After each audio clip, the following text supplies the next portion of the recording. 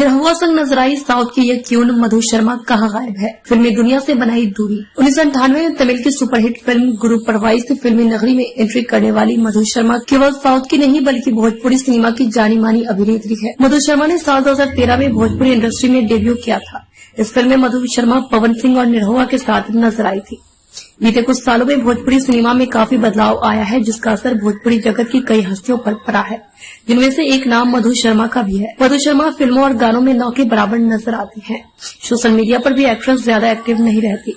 ऐसे में उनके चाहने वाले जानना चाहते हैं कि वह कहाँ गायब है। एक्ट्रेस इन दिनों फिल्मी नगरी से दूर अपनी निजी जिंदगी पर ज्यादा ध्यान दे रही है और जिंदगी का हर पल खुलकर जीती नजर आ रही है।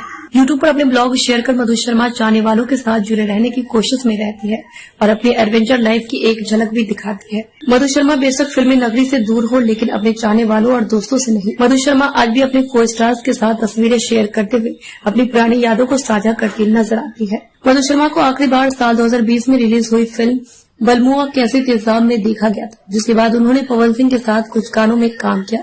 इन दिनों एक्ट्रेस की तस्वीर उनकी एडवेंचरस लाइफ स्टाइल की झलक दिखा रही है।